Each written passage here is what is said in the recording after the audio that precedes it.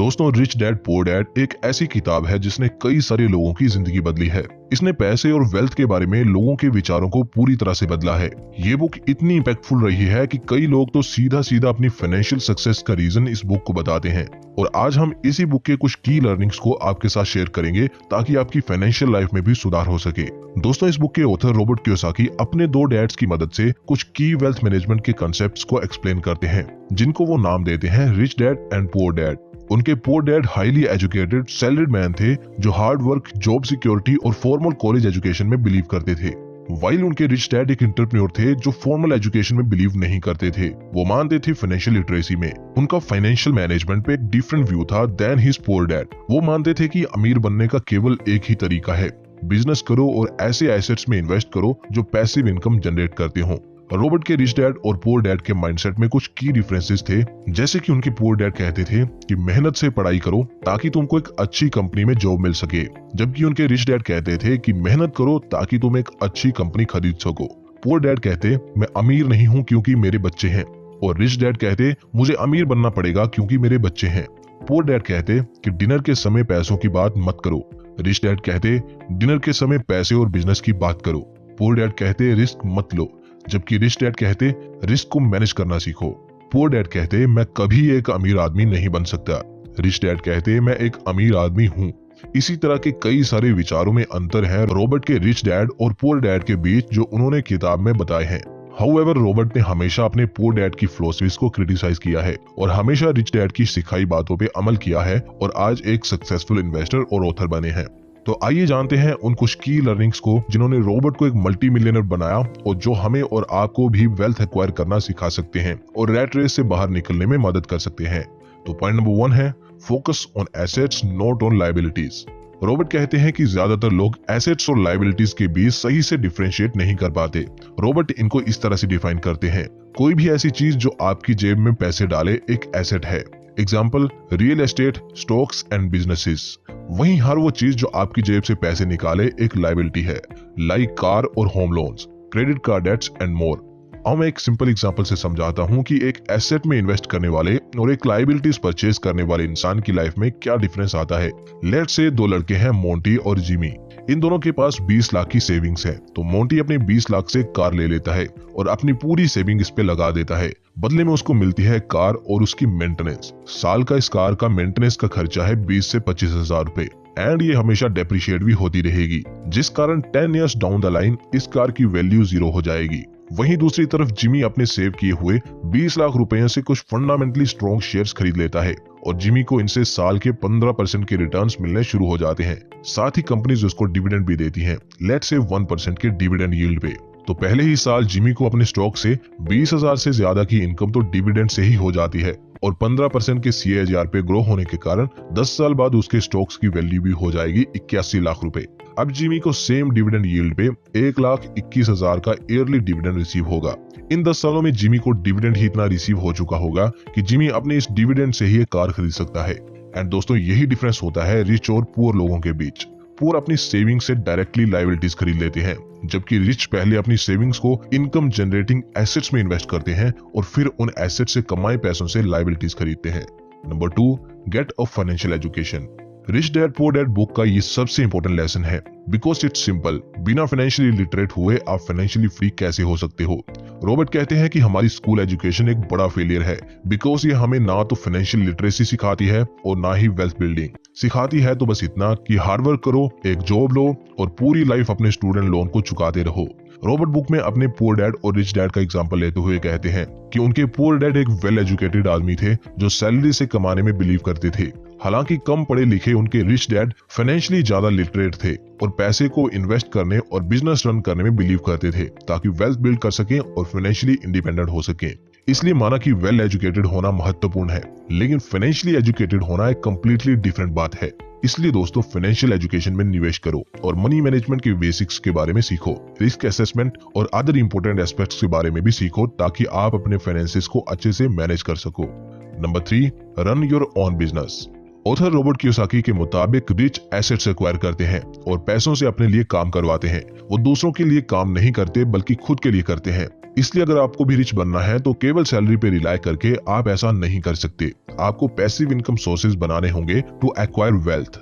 Rather कि आप दूसरों को अमीर बनाने के लिए हार्डवर्क करो, आपको दूसरों से काम करवाना चाहिए ताकि आप और ज्यादा अमीर बन सको। हाउएवर ज्यादातर लोगों को एक बिजनेस स्टार्ट करना बड़ा ही मुश्किल और जोखिम भरा काम लगता है। एंड दोस्तों, आपकी इस दुविधा को दूर करने के लिए और आपको इंस्पायर करने के लिए मैं एक रियल लाइफ स्टोरी सुनाना चाहूंगा। ये स्टोरी है एक वायरल रेस्टोरेंट की जिसका नाम है रामेश्वरम कैफे। कहा जाता है कि आज इस कैफे का एक सिंगल आउटलेट महीने की 4.5 करोड़ से ज्यादा की सेल करता है और पूरी इंडिया में आज इनके ऐसे 4 आउटलेट्स हैं। लेकिन इनकी फाउंडर सीए दिव्या राव के लिए दिन हमेशा ऐसे नहीं थे। दिव्या एक मिडिल क्लास बैकग्राउंड से आती थी जिन्होंने हमेशा पैसों की तंगी देखी थी। एक इंटरव्यू में वो खुद कहती हैं कि मेरी फैमिली के फाइनेंसेस इतने वीक थे कि मैं एक एग पफ खाने के लिए पूरा हफ्ता इंतजार करती थी।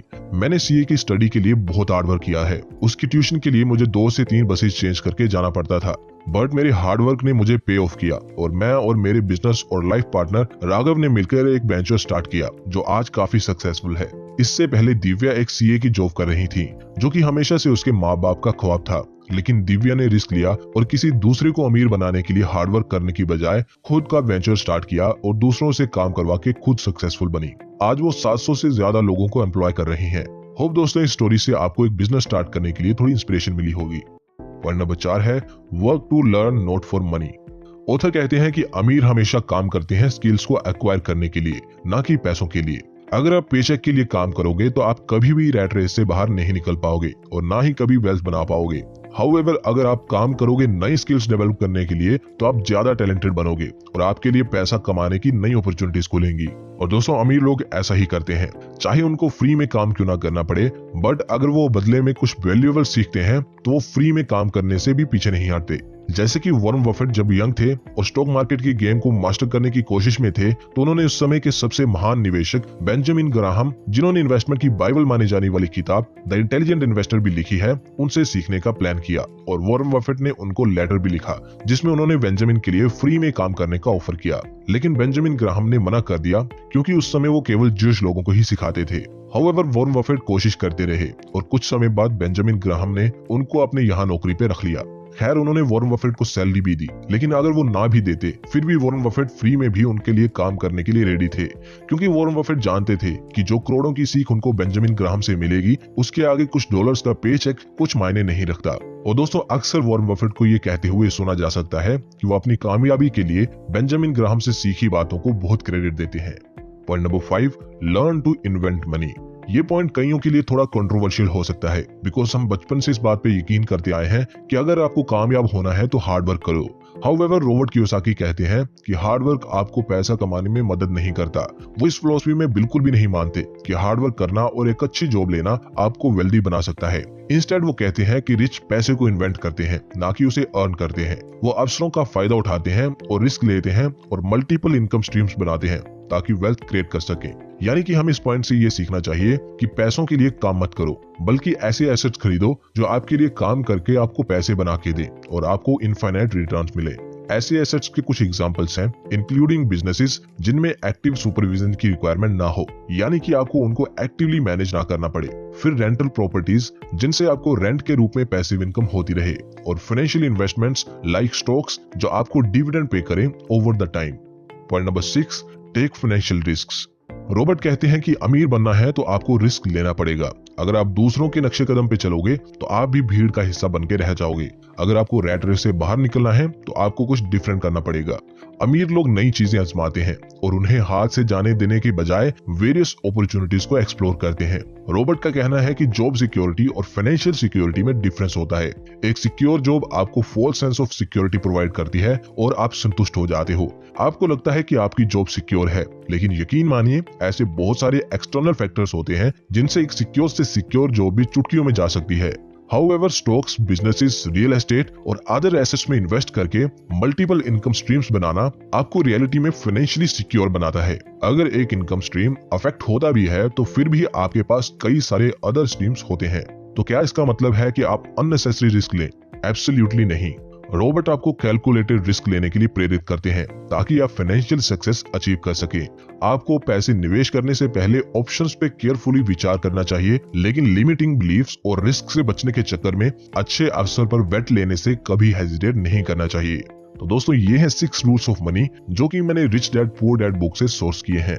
उम्मीद करता हूँ ये मनी रूल्स आपकी लाइफ में कुछ काम के साबित होंगे और आपकी फाइनेंशियल जर्नी को इजी बनाएंगे।